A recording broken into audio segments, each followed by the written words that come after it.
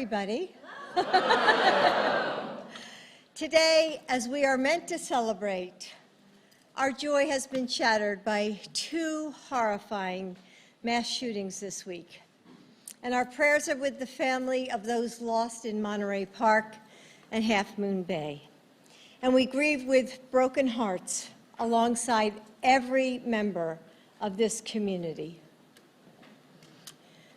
The poet Kathy Song wrote, "May those who have gone before us rest in peace, rest in comfort, rest in joy. And may our wish for peace spread like a mother's soothing hand and reach the distressed, fevered places of the world." It's an honor to be with all of you here for the first Lunar New Year reception at the White House.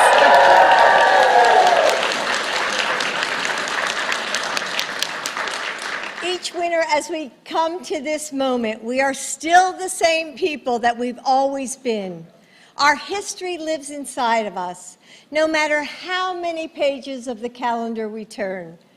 And yet, as we sweep the grounds of this last year, as we tell the passed down legend of the terrible monster Neon, as we turn away from short days and long nights, we can see the hope of each new year just the same. In blazing red spring couplets on door frames, in tables overflowing with food from old family recipes, in windows that glow with lantern light. In the darkest night, the new moon, shadowed with the unknown, waxes toward the dawn of morning. It's never too late to begin again, to learn from our past and honor the people who helped us get here, to face our fears with faith in themselves, hope for good fortune, and work together for the world that we all want. History lives inside this White House as well, hammered into the beams of these walls and swirling in the marble of each fireplace. It tells the stories and legends of where we've come and who we've been. And yet, the brilliant lanterns with lucky red, we know that it too can grow and evolve and begin something new. With our unique traditions and talents, with our love and laughter, with our faith in the future we want, we breathe new life into these halls. This is an historic house, but you make it a home, alive with purpose and possibility. So today we celebrate the Lunar New Year together. We will continue to shape this country we call home, meeting each new day with faith in our communities, hope, and hard work. Thank you all for being here. Thanks.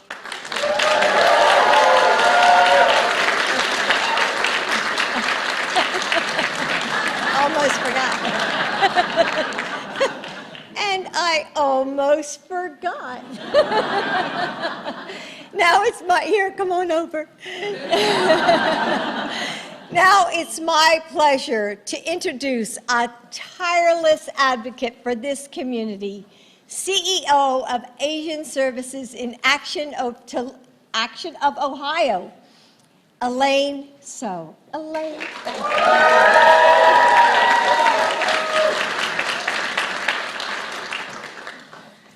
Hi, everyone. So my name is Elaine Tsao, and I am so excited to be here with you today. As you know, Lunar New Year is the most celebrated holiday by Asians across the world, and this year's festivities have felt different.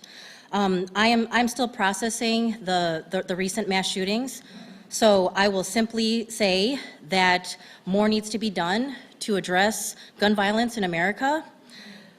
I'm grateful the president has called for more action, and I am hopeful that our elected officials will do what is right for its people, to protect its people.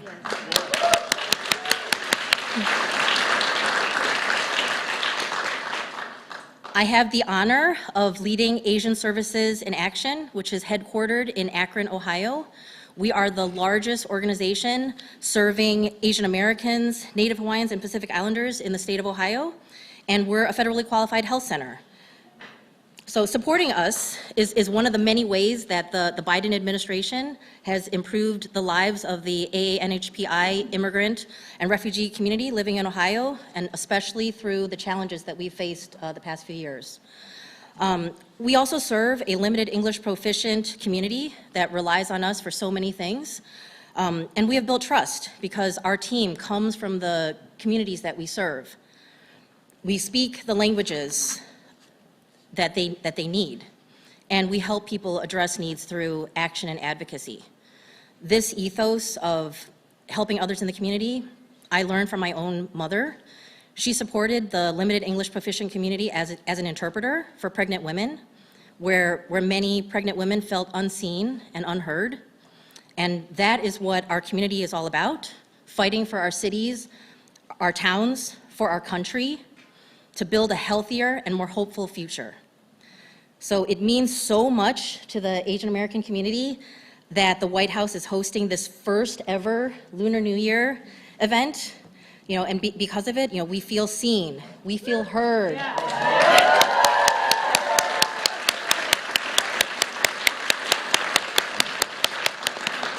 And more importantly, we feel valued and acknowledged as members of this amazing country that welcomes and supports a vibrant community from diverse origins.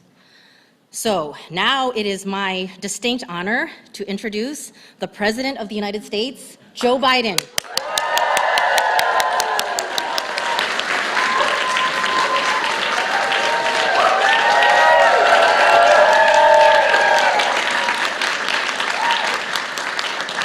Wayne, thank you for that introduction, and it's wonderful to see so many friends in this special holiday, even as we gather with such heavy hearts.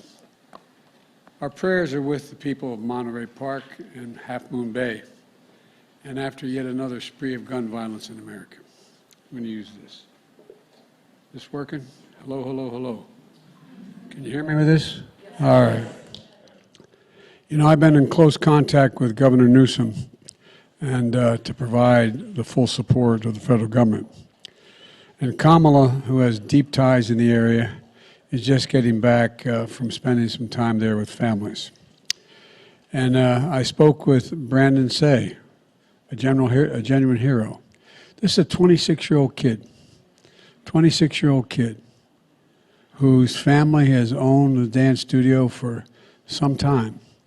As people were ending the celebration that night for the Lunar New Year.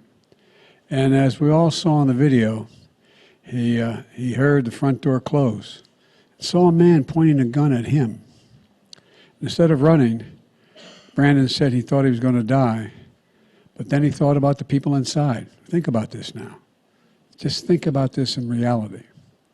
And in that moment, he follows instinct, and he followed his courage. And this is a kid who went out, he's a young man, and had the courage to act, and he did. He charged the gunman, wrestled him to the ground, and took away a semi-automatic pistol from him.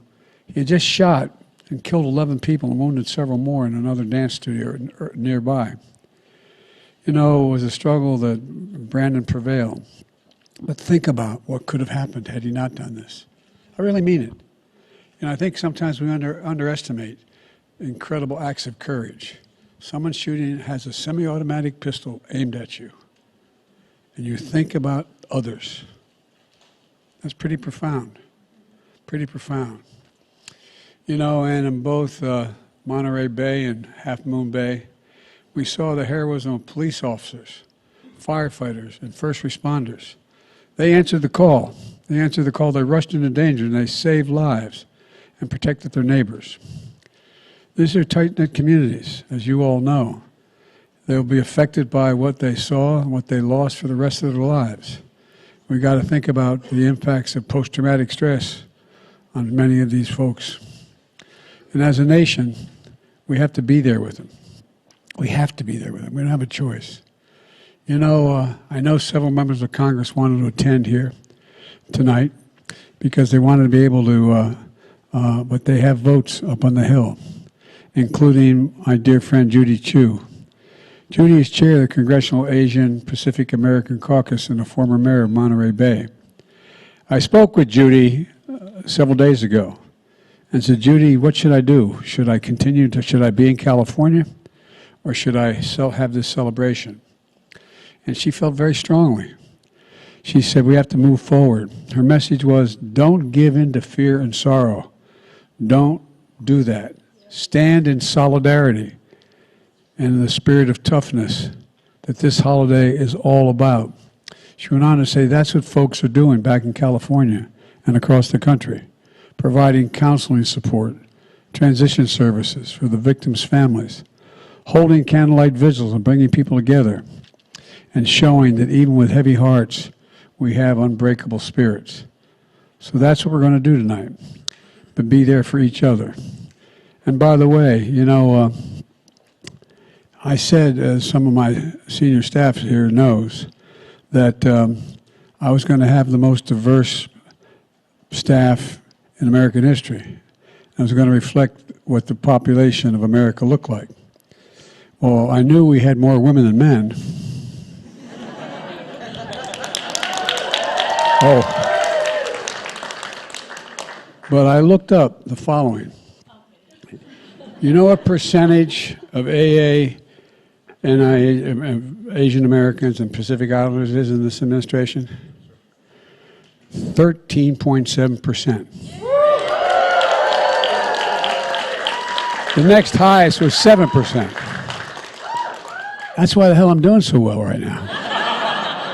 No, but all kidding aside, most of all, when you think about the loved ones who were left behind, there were grandparents, parents, aunts, uncles, siblings, friends, neighbors, but they're fellow Americans. So please join me in a moment of silence to honor them.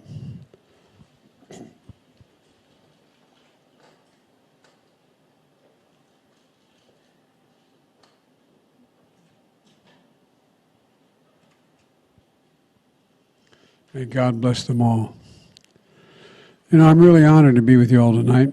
For centuries, families in Asia and the United States and all around the world have gathered to celebrate the first moon of the new year. It's a time of renewal and reflection, hope and possibilities, for good over evil, for sharing meals, for celebrating no firecrackers tonight. No, I'm serious. I was thinking about that, you know.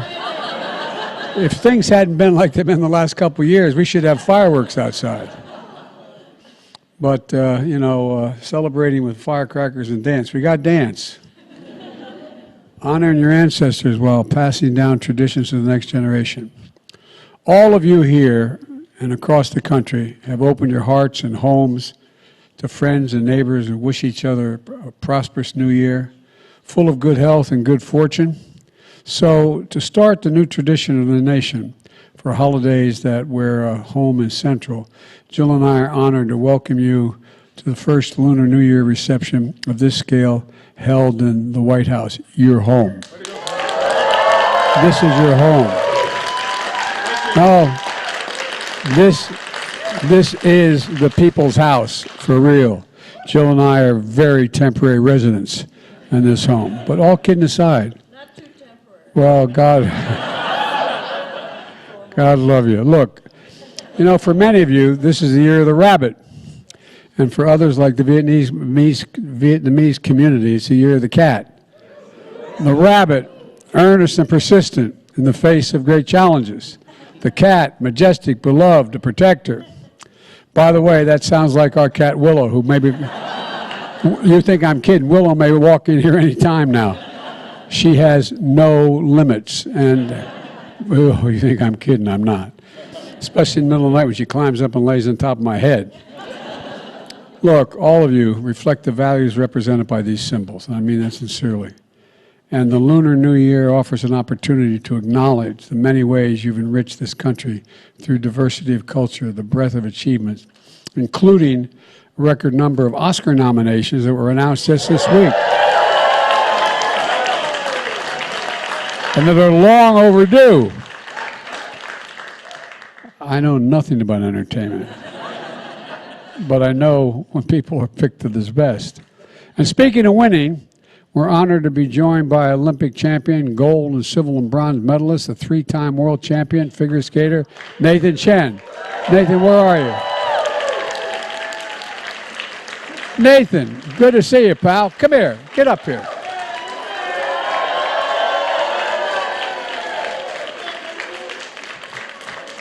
You're the only guy that can step. Good to see you, Nathan. Thank you. That's not bad. Gold medal, bronze. Holy mackerel. Also includes the great work led by those in my administration. I heard we have an ambassador who's the daughter of immigrants, and she happens to be, I think her name is Catherine Tai. I'm not sure. Thank you. You're doing a hell of a job for us. You really are. By the way, she's gained the respect of folks around the world. Not a joke. Not a joke. She's the best. The first Asian American woman of color to serve as U.S. Trade Representative. And just last week, she helped launch the first ever national strategy to advance equity, justice, and opportunity for Asian Americans. Thank you, thank you, thank you. I get other world leaders saying, you don't explain this very well. Send her back, will you?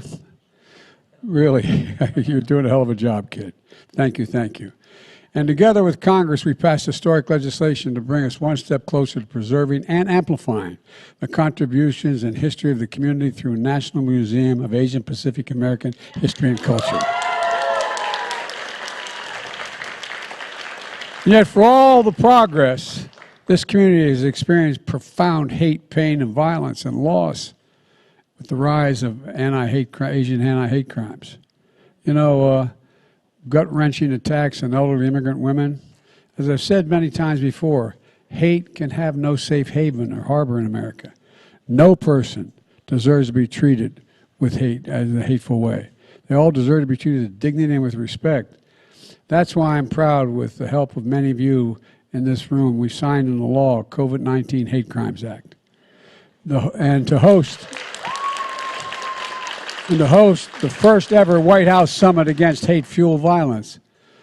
Look, folks, it's real simple. Silence is complicity. Silence is complicity. We cannot be silent. I will not be silent. And one more thing, we're going to ban assault weapons again, and if I do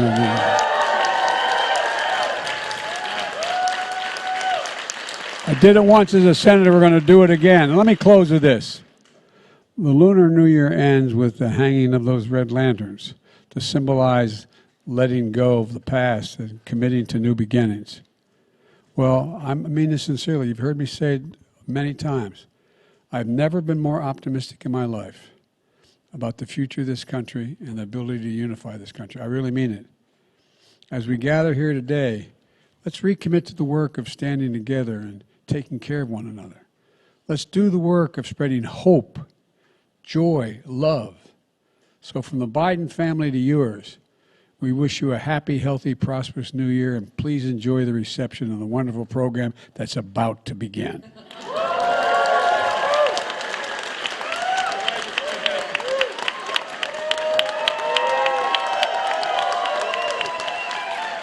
I guess I got to step down here.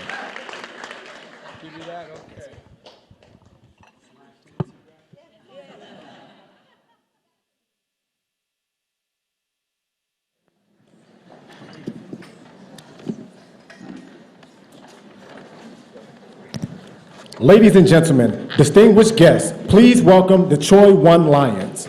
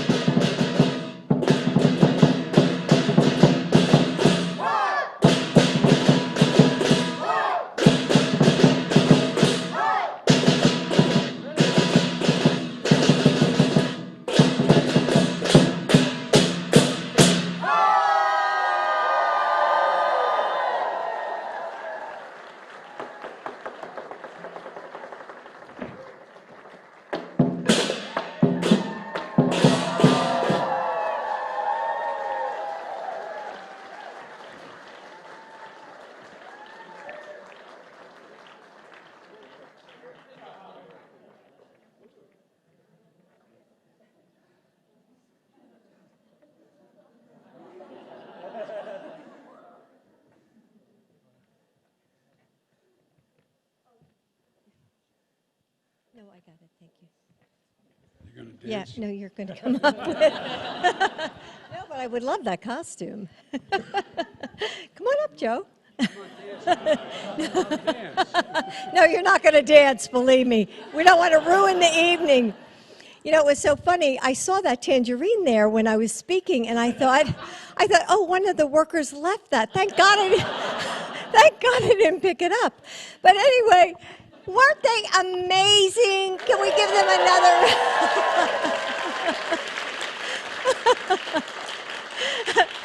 So please join us for a reception, and welcome to the White House. Happy New Year.